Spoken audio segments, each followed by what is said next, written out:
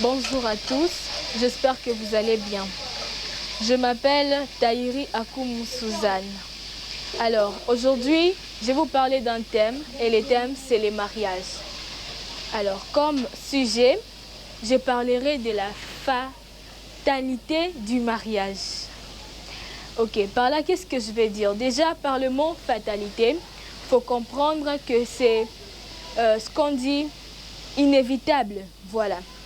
Si je peux les reformuler, le mariage est inévitable.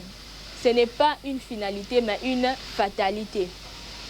Par là, j'aimerais un peu retourner aux années 80, 90, où nos mères recevaient une éducation purement traditionnelle, connue de tous bien sûr.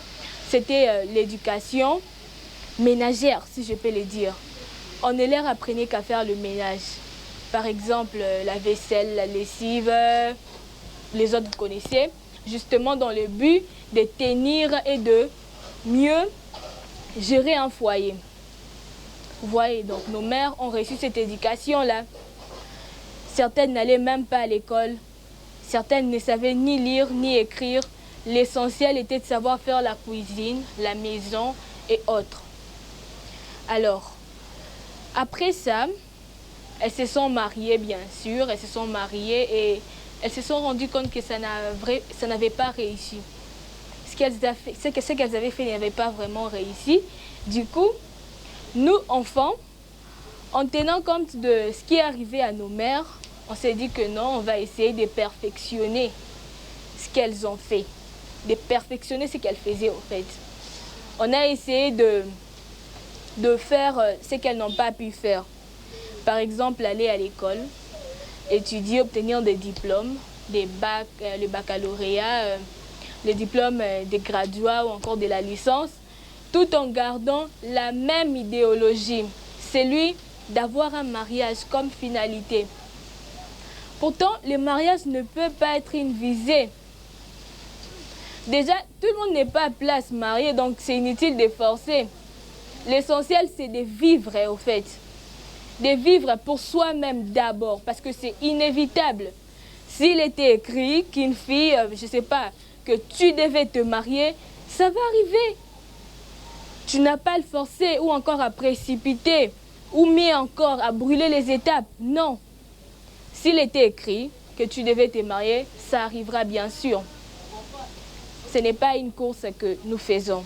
Alors, ce que je vais nous dire, c'est de prendre, d'étudier d'abord pour nous-mêmes, de vivre pour nous-mêmes, d'être ambitieuses.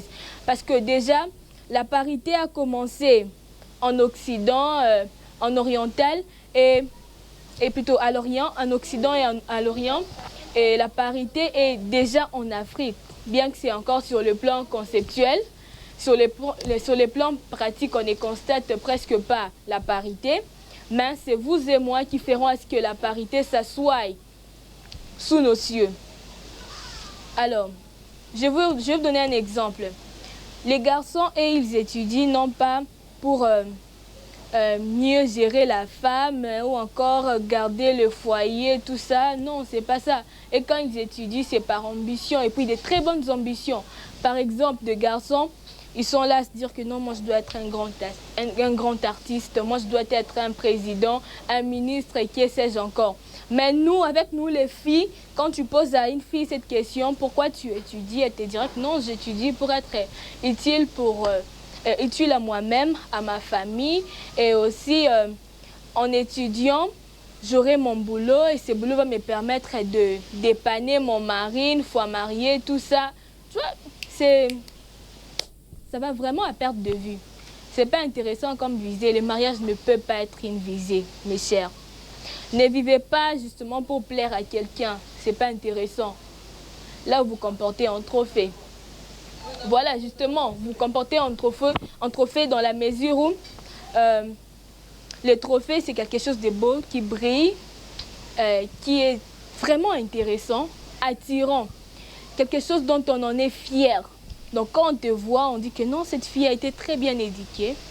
Alors, la particularité avec les trophées, c'est quelque chose qui brille, c'est quelque chose d'attirant, quelque chose dont on en est fier parce qu'on l'a obtenu après beaucoup d'efforts, ou encore des difficultés. Voilà. Du coup, lorsqu'on a un trophée, on les prend, on les range dans un armoire et on se met à les contempler au fait. On les contemple et tout. Mais après, on ne s'arrête pas là. On va en quête d'autres trophées beaucoup plus importants que ceux qu'on a obtenus. Sur ce, j'aimerais vous interpeller à ne pas vous comporter comme des trophées. Ne changez pas de nature justement pour plaire, pour être beau ou encore aimé par un groupe de personnes ou encore par une personne. Non, mais soyez vrai, soyez juste vous. C'est ça l'essentiel. Aussi, la femme, lorsqu'au fait tu te comportes, tu veux au fait plaire à tout le monde, là tu es semblable à un objet. Tu es semblable à un objet et c'est aussi semblable à de l'esclavagisme. Tu vis pour les autres. Oui, c'est bien beau, c'est bien de vivre pour les autres. D'ailleurs, Christ nous l'a démontré, mais Christ c'était le Fils de Dieu, il n'est pas né comme nous autres. Du coup, ce que nous devons faire, c'est d'abord de travailler sur notre personne, d'avoir des objectifs précis dans la vie. Des objectifs précis et surtout d'enlever cette conception disant que la femme c'est un objet de plaisir. Non, nous ne le sommes pas. Nous sommes bien sûr des êtres vulnérables, mais ça ne fait pas de nous des objets. Nous ne sommes pas des objets. La femme n'est pas une pompe à bébé. Ça non, nous sommes plutôt une source de vie. Alors, évitons de nous comporter comme des objets ou encore de nous diminuer, de nous sous-estimer. Nous sommes capables de faire tout ce que font les hommes. Nous en avons la capacité. Il y a des femmes qui ont mené, justement, qui ont conduit la guerre lorsque les hommes n'étaient plus en front. Je prendrai là l'exemple de Jeanne d'Arc. C'est elle-même qui a, au fait, amené l'ère révolutionnaire en France. Et la Révolution française a impacté beaucoup d'autres États, par exemple l'Allemagne. Et c'est venu ici en Afrique comme une sorte d'indépendance. Ça a amené l'ère de l'indépendance. On a vu beaucoup de pays demander l'indépendance, tout ça. Mais c'est une femme qui était l'initiative de la libération des nations. Et ça, c'était je crois, c'était à la Deuxième Guerre mondiale. Vous voyez, une femme peut beaucoup faire. Beaucoup faire. Et ça au même titre que les hommes. Alors, évitons surtout de nous sous-estimer. Ayons des ambitions précises dans la vie et même de projets visant les hauts. Comme le dit l'honorable Christelle Vwanga, rendez-vous au sommet. Vous voyez, nous sommes capables de faire tout ce que font les hommes. Le mariage n'est pas une finalité, mais c'est plutôt une fatalité, je le répète. Alors, merci à toutes celles qui m'ont suivi, beaucoup plus les femmes, les jeunes filles, les filles, tout ça. Merci à vous. Si vous avez besoin d'apprendre encore beaucoup avec moi, je vous demanderai de vous abonner, de liker et de commenter mes vidéos. Surtout, n'oubliez pas d'écrire vos commentaires. Si vous êtes d'avis contraire, bien sûr, écrivez-les. Nous sommes là pour nous compléter justement. Alors, abonnez-vous à ma chaîne Rema TV pour avoir beaucoup plus de conseils. Merci.